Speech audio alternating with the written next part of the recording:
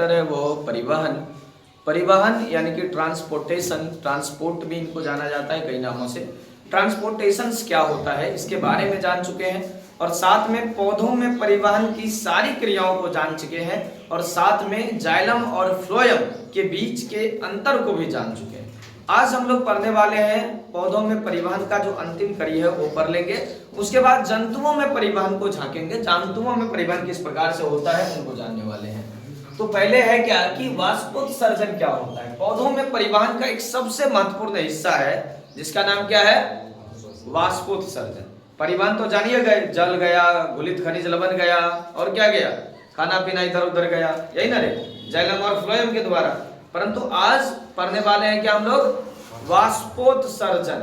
देखो नाम में क्या है, वाष्पोत्सर्जन, यानी वाष्प का उत्सर्जन। किसका उत्सर्जन, वाष्प का उत्सर्जन। क्या हम लोगों के शरीर से वाष्प का उत्सर्जन होता है?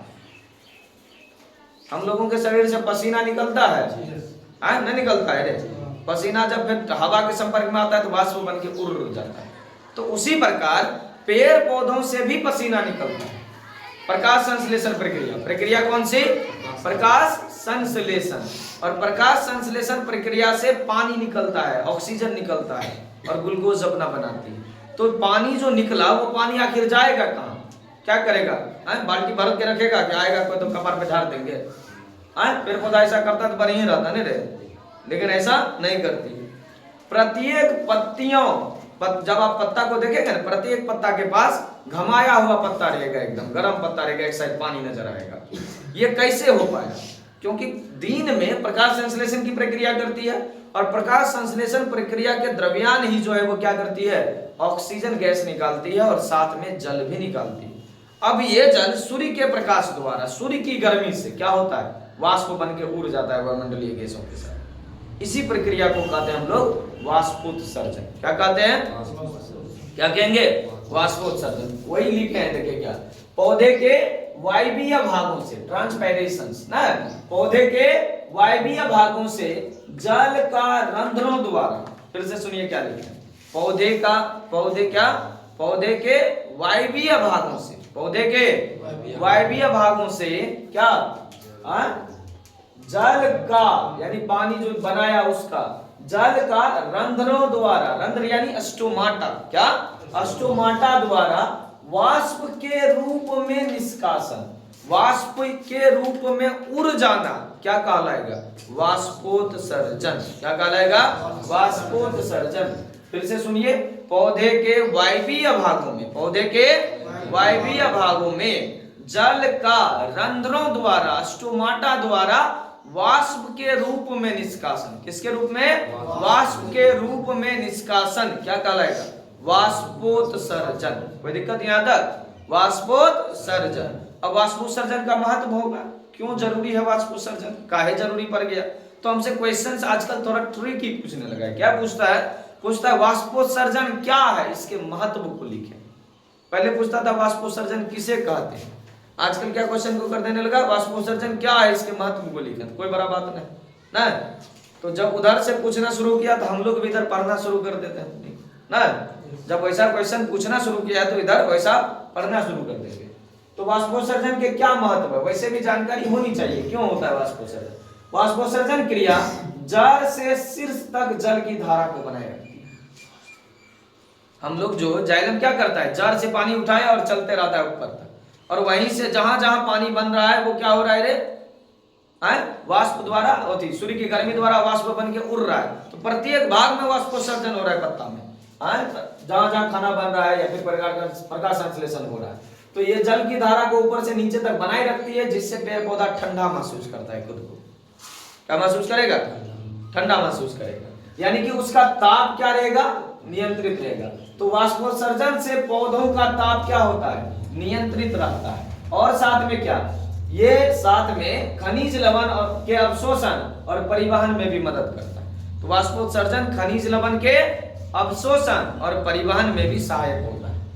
अब नीचे देखिए क्या लिखे हैं, पदार्थों का स्थानांतरण, पहले भी पढ़ा है, फिर से समझिए इसको।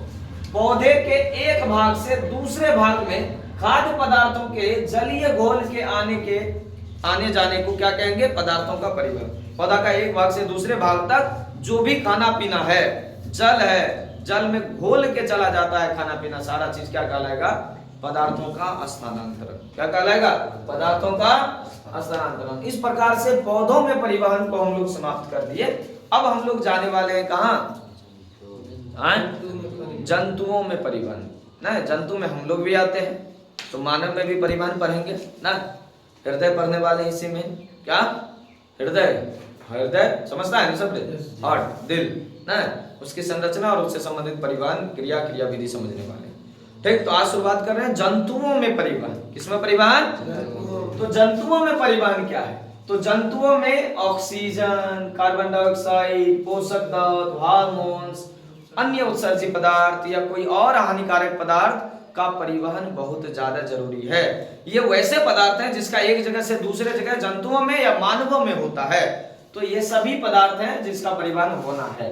तो इसके लिए जंतुओं में एक विशेष तंत्र विकसित रहता है। उस तंत्र का नाम है परिवहन तंत्र। क्या नाम है? आप कह सकते हैं परिसंचरण तंत्र, कोई दिक्कत वाली बात नहीं है। परिवहन तंत्र या परिसंचरण तंत्र, नीचे लिख भी दिए हैं। परिवहन तंत्र या क्या? परिसंचरण तंत्र। क्या है परिवहन तंत्र या परिसंचरण तंत्र? देखिए तो इसमें तीन प्रमुख अवयव है। एक का नाम है रक्त, खून, ब्लड ना। पहला परिवहन तंत्र क्या है? ब्लड यानी रक्त, रुधिर या ब्लड। दूसरा क्या है? हृदय, क्या? और तीसरा क्या है? रक्त वाहिनियां। देखिए तीन चीज हम लोग पढ़ने वाले हैं परिवहन से जुड़े हुए। तो जंतुओं में परिवहन के तीन प्रमुख अवयव हैं जो परिवहन तंत्र बनाते हैं। पहला का नाम है रक्त यानी रुधिर, ब्लड पढ़ने वाले इसमें उनके तमाम चीजों को पढ़े थे, जो 9th में पूरा डिटेल से अच्छे से पढ़े थे, उसी चीजों को। फिर है क्या? हृदय को पढ़ने वाले हैं, उसकी संरचना, क्रियाविधि को पढ़ने वाले हैं। और तीसरा है रक्त वाहिनियां। क्या है? रक्त वाहिनियां यानी धमनी और शिरा को पढ़ने वाले। किसको पढ़ने वाले हैं इसमें? धमनी और शिरा को पढ़ने वाले। इस तरीके से तीनों चीज को हम लोग बारीकी से समझेंगे, पढ़ेंगे। रक्त या रुधिर परिसंचरण तंत्र क्या होता है? परिवहन तंत्र क्या होता है? ब्लड वेस्कुलर सिस्टम और क्या? सर्कुलेटरी सिस्टम क्या होता है? रक्त, हृदय और रक्त वाहिनियां, तीनों चीज है क्या? क्या क्या? रक्त, हृदय और रक्त वाहिनियां यानी धमनी और शिरा, और केशिकाएं कह सकते हैं। क्या? केशिकाएं, उससे भी छोटी छोटी नलिकाएं होती है, धमनी और शिरा से भी उसको केशिकाएं कहा जाता है। तो क्या क्या? रक्त, हृदय और रक्त वाहिनियां तीनों मिलकर जिस तंत्र का निर्माण करती है उसे रक्त परिवहन तंत्र या परिसंचरण तंत्र कहते हैं। रक्त परिवहन तंत्र या परिसंचरण तंत्र कहते हैं। इसके अलावा भी एक और परिवहन तंत्र है जो एकदम ऊपरे ऊपर पाया जाता है, उसको खून से उतना लेना देना नहीं है, समझे ना। रक्त में उसको कोई ऐसा चीज हट जाता है, आगे हम जानेंगे इसको, प्रोटीन्स के रूप में, और वो बन जाता है कोई और चीज। प्लाज्मा अवस्था पढ़े था आपको, इसमें फिर पढ़ने वाले हैं रक्त के सभी भागों को, प्लाज्मा को।